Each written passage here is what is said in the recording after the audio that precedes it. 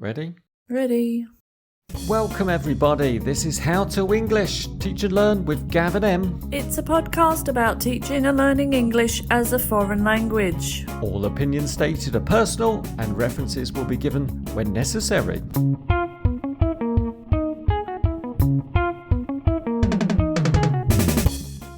It's that time again, Gav. That time where we share our experiences and talk about our classes and our students, how we feel, what they did, how they feel maybe. I'm not sure we can ask them how they feel, but we can try and guess how they feel. We should also mention that we're two qualified TEFL teachers who are travelling the world, teaching and learning, and we're going to share our insights with the followers. And before we start, you know what I need? You need... it could be a lot of things. What do you need?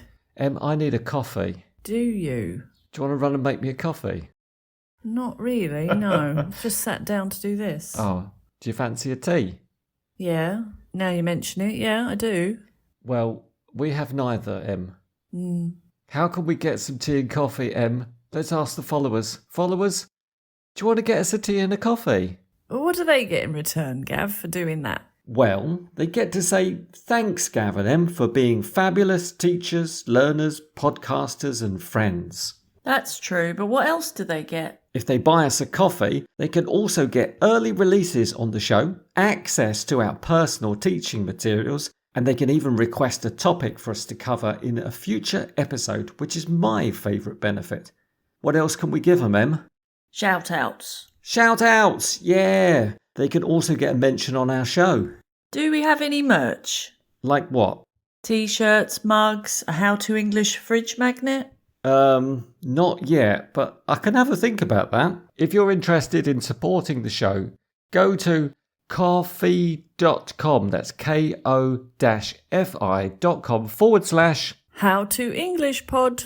That's it. And I'm really looking forward to that cup of tea. Yeah, it would be nice. That brings us, Gav, to the main event.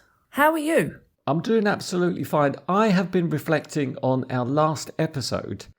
Do you remember we talked about disappearing students? I do remember that, Gav. We went through a list of reasons, and if anyone's interested, go back to episode 9. What's that one called, Gav? I think we titled it ... I was eating muffins. And that's another story you'll have to find out about. That was fun.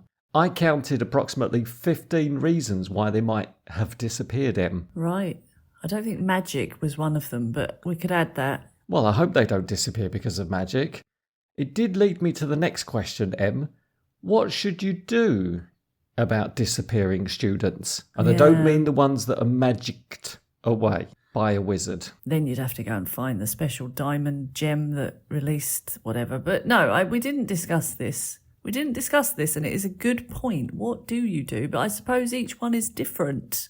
Each reason would have a different answer, I suppose. I think in a lot of the situations we discussed where students do stop attending classes, it's good to reach out to them, especially if they haven't given you a reason. Do you mean reach like across the desk or virtually? By email, by text, by WhatsApp, by some form of digital communication. Should we use caps lock?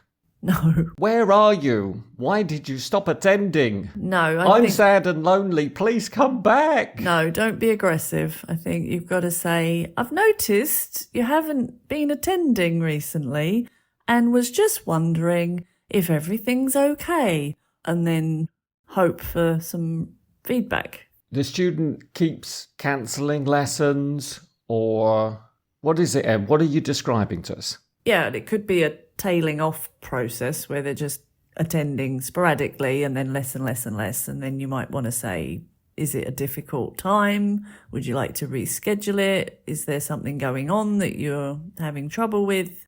Do you like the class? But yeah, if they just suddenly stop coming and then you just haven't seen them for weeks on end, you might need to just, write to say, where are you, in a polite way. Dear student. Yeah. Or you could seek out the wizard and kill them, break the curse, and hopefully the students will reappear. Pop. All that, yeah.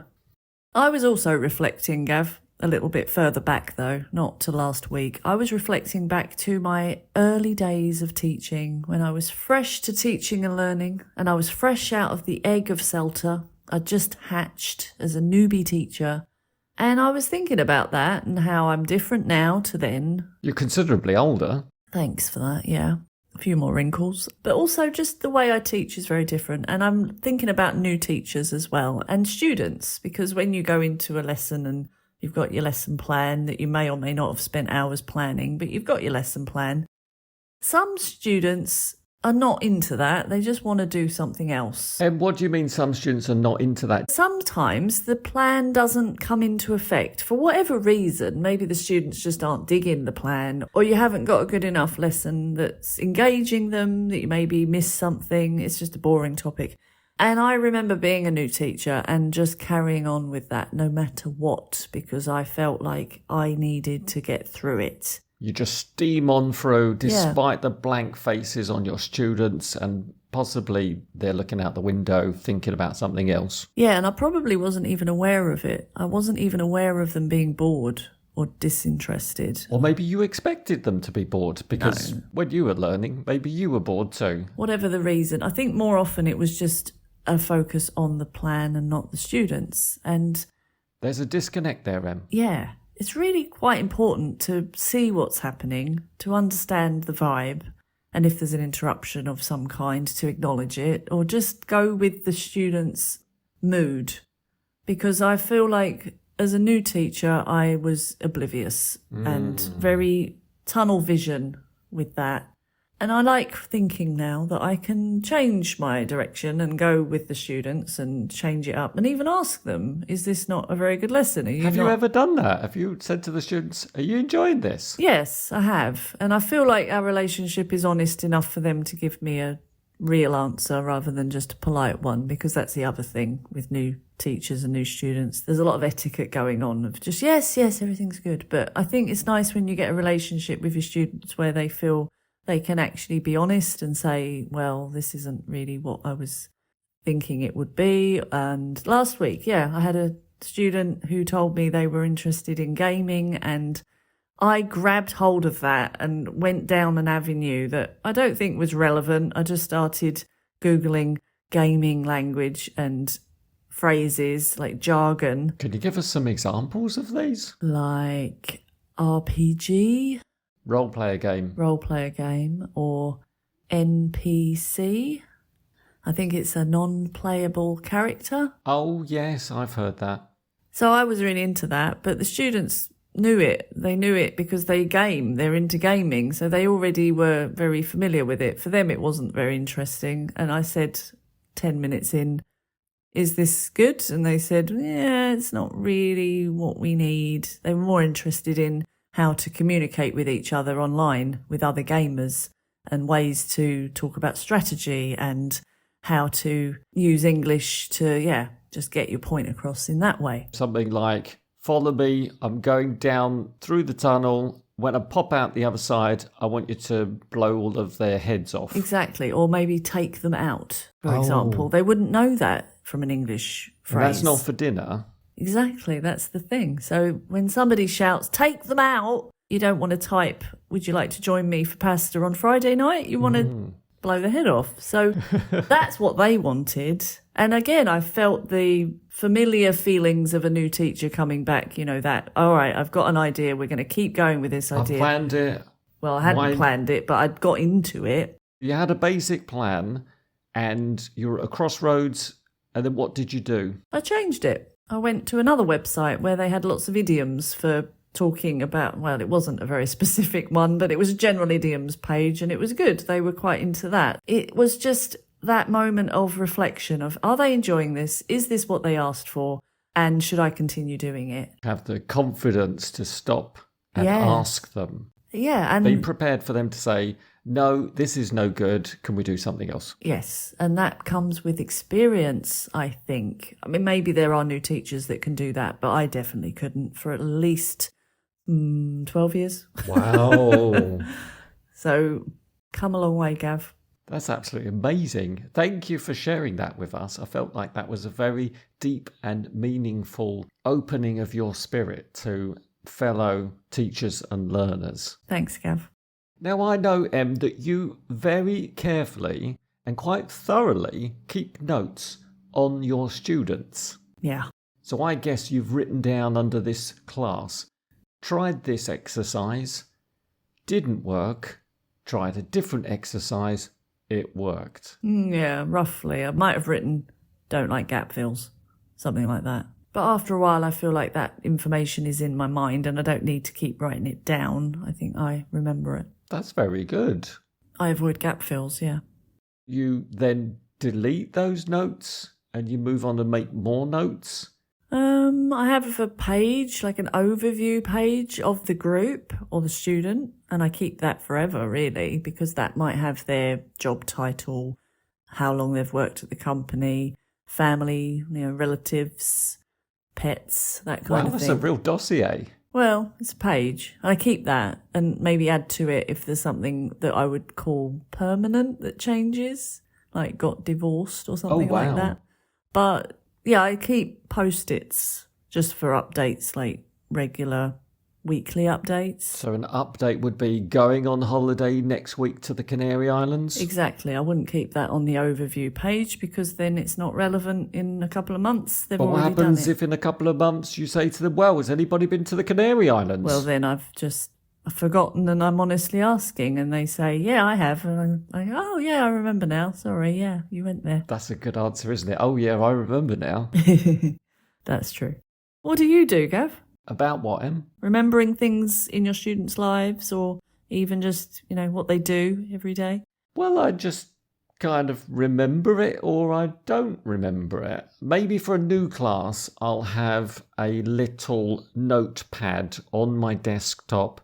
It'll have the name of the group, the name of the students, their occupations, maybe some of the tasks or responsibilities they have within those jobs, and that might be it. Well, that's something, Gav. Yes, but sadly, after a few weeks, I lose it or accidentally delete it, and then it's all gone, and then I sort of improvise. Right. But I do kind of know what the students do because they talk about it and I ask them. Yeah, so then it becomes a memory that you haven't got to keep refreshing.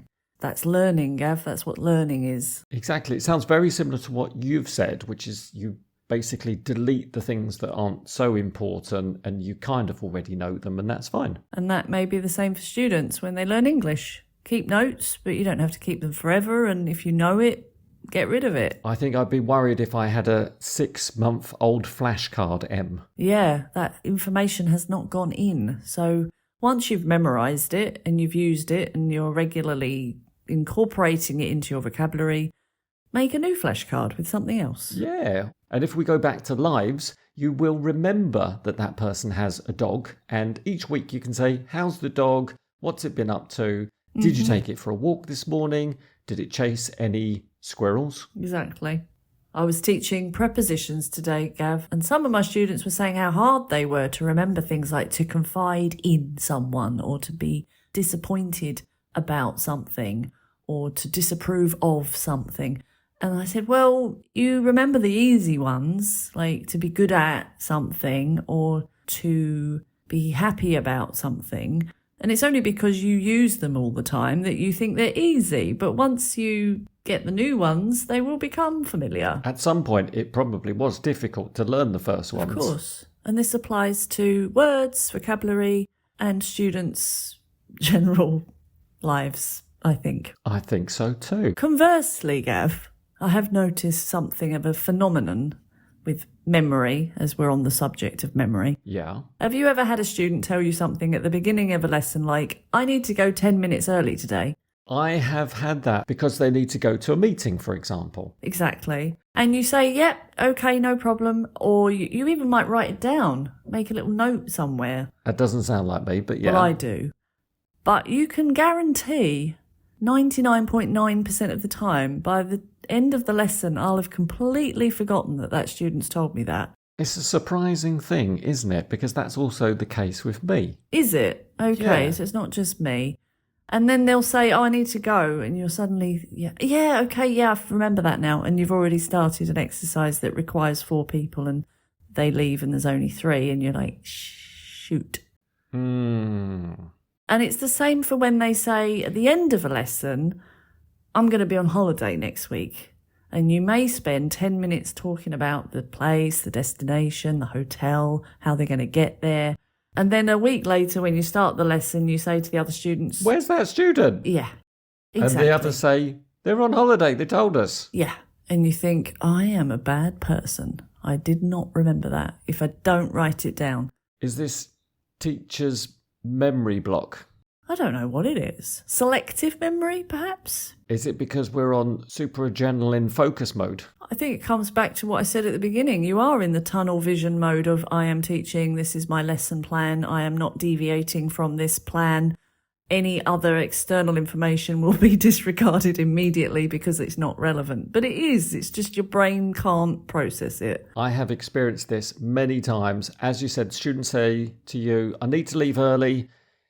And I say to them, well, you should set an alarm because I'm definitely not going to remember. And then like 10 minutes after they were supposed to leave, I say, oh, were you supposed to leave? And then they say, oh, no, I'm really late for my meeting. Or I've experienced exactly the same thing about the student telling you they'll be on holiday next week. And at the end of the lesson, I say to them, see you next week. Yes. And they say, no, I'm on holiday next week. And say, oh, yes, of course, I remember that. Yeah. It is a weird compartmentalization of information that maybe we just have copious amounts of and we just disregard the stuff we don't see as interesting or important. It seems reality doesn't play a part in our lessons. Yeah. It's definitely like a track you get on and you can't come off. And on the topic of prepositions, as I just said, a track you can't come off, Gav. I've been teaching a lot of phrasal verbs, and I do feel sorry for the students learning these phrasal verbs. And what's a phrasal verb? My alarm goes off in the morning. To go off. Goes off in the morning at 6 o'clock. And what do you do, Gav, when your alarm goes off? I switch it off. Off again. Weird, isn't it? Off. Yeah. It's not like it goes on and then you turn it off. Well, I switch it on. That's before it goes off, you switch it on. You set it. You set it up. So it goes off, then I switch it off, and then I'm off. And then you get up. Oh, yeah. After you wake up. Not stand up. Not stand up. But I do stand up when I get up. You do. That is true. Although occasionally I roll out of bed. But not often. Lovely. See what I mean, though? How is anybody supposed to learn this stuff? I don't know, Em. Well, it comes back to repetition, doesn't it? You just keep using them and eventually you will remember. But I don't know how long that takes. Just choose your favourite 50 and keep using them. I think organising them by preposition can sometimes be useful for students, but sometimes can be not very useful for students. You could do it that way, or you could do it by action. For example, morning routine. Just have a group of phrasal verbs that go with what you do in the morning. It's up to you as a student, I think, to find what works. There's a couple of suggestions for you. If we could just go back to the disappearing students topic. Are they reappearing? They are reappearing, but perhaps having long breaks and then having another lesson maybe once a month or once every 2 months. And if it's a one-to-one, that means you're not getting paid as a teacher. Or you might get classes that don't show up, where you're sitting there waiting and nobody comes. The entire class don't turn up? One-to-one or the entire class. How is that even possible? And it happens. It must happen to you. Sometimes they've got meetings, they've had to go to the doctor, they've got car trouble, whatever it is. Maybe if it's an all-hands meeting. Yeah, maybe. When everyone has to go. And then the entire company's not available. For example, that's a good one. I don't think they all need to go to the vets. And as a teacher, you would get paid for the one that is the no-show, yeah? Because most companies have a policy where if the students cancel within 24 hours, then you get paid. I have my own policy, Em. Well, that's a good thing too. But for the ones that do cancel weeks in advance and they say maybe, oh, I can't attend for the next 3 weeks, and it happens on a regular basis, what would Gav do in this situation? Would you keep that student, or would you say, well, this just isn't working for me. I need regular students, so I get a regular salary. I'm not getting paid for this. What would you do? This is a very nice question. Fortunately, because I have quite a flexible timetable, I am able to have students come and go as they please. Oh, so how does that work? When you say a flexible timetable, what does it mean exactly? I tell the students to find a free time on my schedule, book me, and I will teach them then. So you have an online booking page? I do. And these slots will appear and disappear as students select or deselect. I suppose they can cancel as well. And That's then right. It pops up as a free block. And you're happy to have that as a spontaneous, maybe you'll only find out a couple of hours in advance that you've got to teach, or your days are not fixed then? Yeah, that's what makes it so much fun. Wow. But it means that if that student is starting to disappear, I would think to myself, it might be time to replace them. And then I'll have a look for a new student. And then I'll have my approximate quota of hours of teaching. Right. You keep the pot bubbling at around that level, and then if it gets too low, you have to top it up with some more water. Exactly. Gas mark 6. Right. Yes. Keep your students bubbling nicely. I think that's something you have to be aware of, that there will be students, especially people who are working in top management jobs and they have to go on business trips or have lots of meetings and go to presentations. They just can't attend on a regular basis. I tend to find the ones that are cancelling their lessons quite frequently will disappear. So for me, it's an indication that it's time to replace them. And I don't need to actually write to them and say, I'm sorry, it's just not working out for me. I'm going to look for somebody else. I can just leave it and it kind of peters out. Yeah. Okay, that makes sense. And I don't think there's a big surprise there for the student if they suddenly realise their booking form has disappeared and they can't actually book you anymore. They can't find any free spaces, sadly. Yeah. What about you? Have you faced that situation, Em? I have, but I'm not like you. I don't have a flexible timetable, so mine is always fixed. And then if the student cancels, there's just a big hole in my day. Oh no! How do you fill that teaching gap? Well, sometimes I do housework. I was going to say crosswords. Yeah, maybe. Or just look at my phone. And then I feel like I'm wasting my time and not getting paid for it.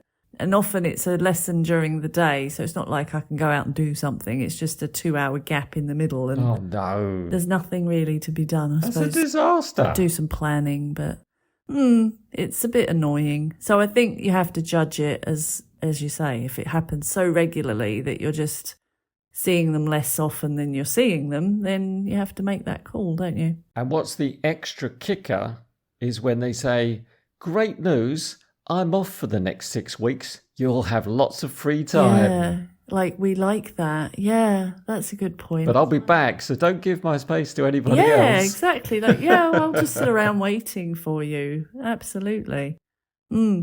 Trials and tribulations, of teacher life. Exactly. But I've had some really nice lessons this week, Gav. I've had students who have given me a work presentation that they've had to give to their colleagues.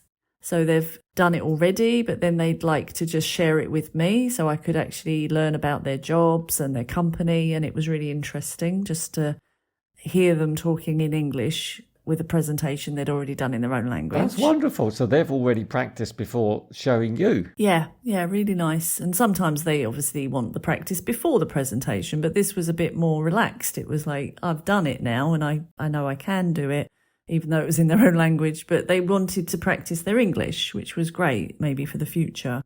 And just the vibe generally in my classes is really, really nice, Gav. I've got to a point where I know them quite well.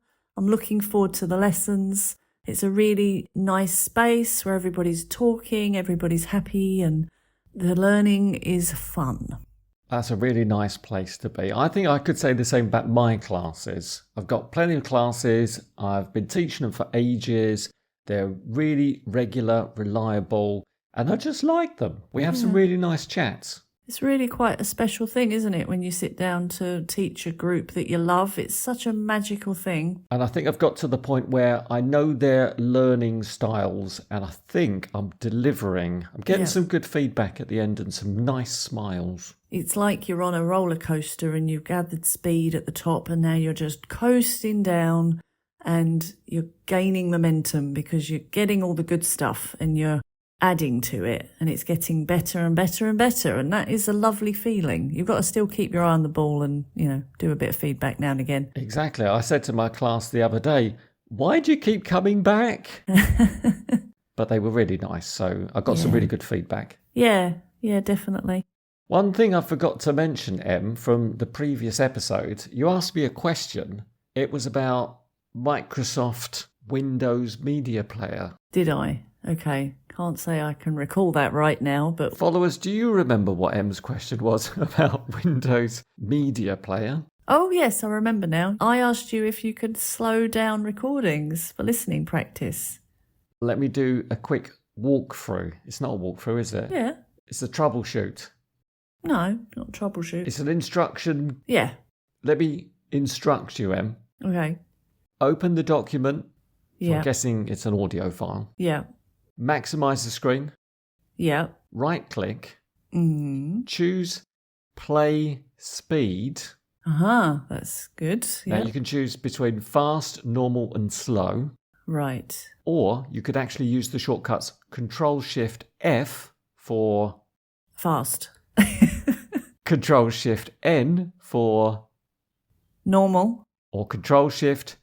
S. S for slow. And that's it. And you can slow down the audio. Thanks for that, Gav, because to be honest, I did hear what you said last time, but thought, I'm not going to be able to do that. Well, I thought to myself, why is Em asking me another question that she needs to ask Google? And it's there, isn't it? It's all there. It's all there. And can I just add one more thing? Because we were talking about how to make listening practice easier. Yeah, I don't think I answered that very well. Well, Em. that is a good tip, to slow down the recording. That is useful. But I also, this week, thought about that and answered my own question because I set the task up a lot more than I would normally. I realised I had a quite difficult listening task to do, and I spent at least 15 minutes talking about the listening task. When you say it was difficult, you mean it was fast or it had complex language? And it was long, yes. They were a low-level group? Yeah, so it was a long,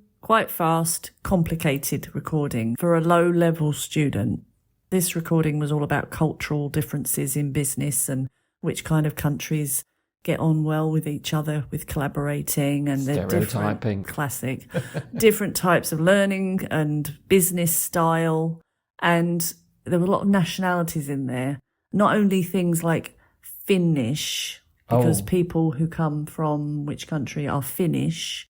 The Finland people. That's right. The people of Finland. But actually, Gav, if you do say people, like if you want to call them... Finn? Yeah, a Finn. And somebody from Sweden is...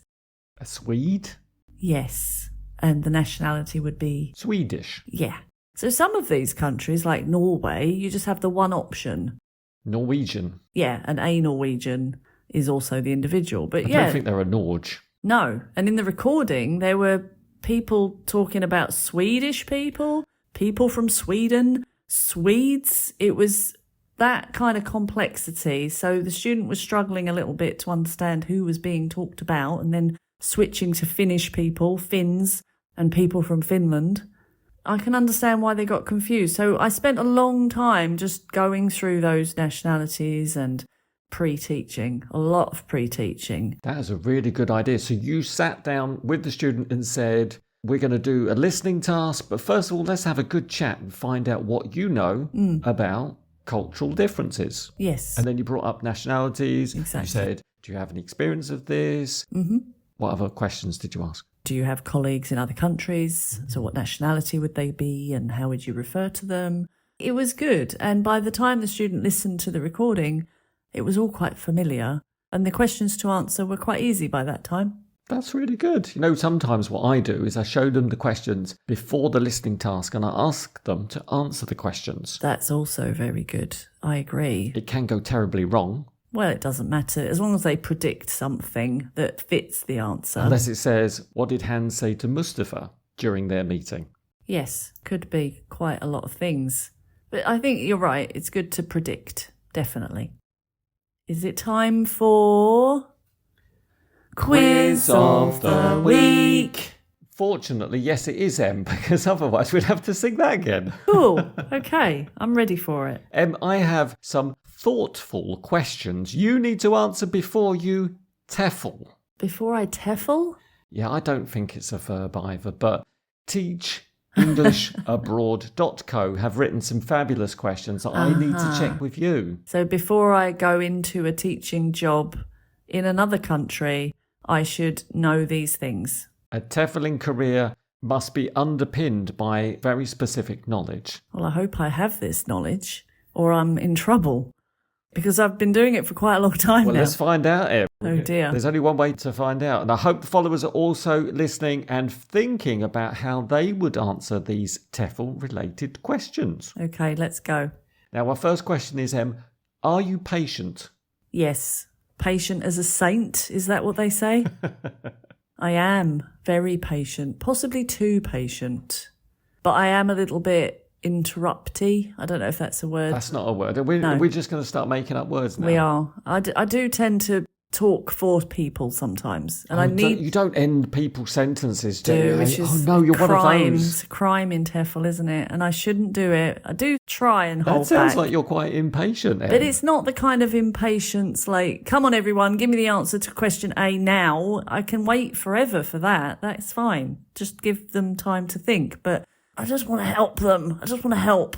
And I shouldn't, because they'll get there eventually, I'm sure. And if they don't, then it's a strategy for life, isn't it? How do you deal with it if you can't finish your sentence? You can't just stop. I absolutely agree. It's a very good skill for teachers. And one thing I've noticed, if you wait, sometimes they say what you would say. Yeah. And I feel a little sense of pride. Absolutely. I might even get goosebumps. Em. Absolutely. I think, wow, I was going to say exactly those words that you just said. Yeah. You are as perfect as me. Or somebody else will say it. You know, another student will finish their sentence. That's amazing. Yeah, it is amazing. And that is not our job to finish sentences. So I am patient in some ways, but I do admit sometimes I jump in when I shouldn't. You're jumping the gun. I'm going to ask you a second question. Are you approachable? Oh, absolutely. I am. Yes. Can you be an approachable online teacher? Definitely. You have opportunity to give students time to ask questions. You say to them, would you like to know anything? Would you like to know anything about me? Would you like to ask questions? Is there anything else today that people need to talk about? Any news? What's going on with everybody? I think showing you are interested, open, is possible in life, real life, virtual, everything. Very nicely described. The next one is, are you creative? I like to think so, Gav. Do you think you need to be creative to be a TEFL teacher? It helps. Really? Definitely. Look at that book and that page and how boring that exercise is. Let's take that out of that. That's thin air. You can adapt that. You can make it fun. You can cut it up, blow it up on a, photocopier. You can take it out of the book. You can make students generate their own sentences from the words that they've got. It's endless. The possibilities are endless. You haven't got to just go through the book, exercise by exercise. You can be creative. I'm a bit worried that somebody who might think that they're not creative may think that TEFL is not for them. Yeah, but I don't agree that there are people who are not creative. I think it's just a perspective. I think there are different kinds of creativity. And even if it means you're good at making your classroom look nice, that's creativity. Our fourth question, Em, is, can you bend your thumb back to your wrist? What's that got to do with TEFL teaching? Are you flexible? Oh, well, funny. Yes, I can do both, actually. I am flexible in teaching and I can actually bend my thumb back to my wrist, look. Can you also touch your toes? Yeah. Oh, you're very flexible. Actually, I'm not that flexible when it comes to teaching, I've realised. I mean, I'm flexible in my lessons, but as we discussed with timetable, I'm not that flexible. I've got my lessons and I know what time they are and on which day. What if the student says to you, Teacher, can we switch from Tuesday to Wednesday, please? Maybe. Well, that sounds like a bit of flexibility. A little wiggle room. But if I've got a plan on Wednesday, then no, I'm sorry. So I'm not as flexible as you are. I think you're more flexible. But when it comes to the lessons, if somebody turns up and says, oh, there was a really good programme on TV last night, can we talk about it? Absolutely, let's do that, yes. And you, Gav? Well, I did once do the crab in a yoga class. Oh, well, that is flexible. Thanks. Our fifth question is, are you resourceful? Ooh, yes, I think I am. And how do you judge that? That's a good question. I will find stuff if I need to prepare a lesson, for example, on mechanical engineering. I will go online and research that and find as much teaching material as I can. That's very resourceful. And I guess there's always a student's book that's been printed in English that you can find, although it might be too technical and a bit too complicated for your students who simply want an overview. Yeah, and it was published in 1978 and they haven't updated it. So I could find that book probably. But these days there are so many amazing resources online. If you just type in what you're looking for, somebody has made a little presentation, an article, a YouTube video. There is just something that you can use. That's true. So, yeah, I would find the time to look into it.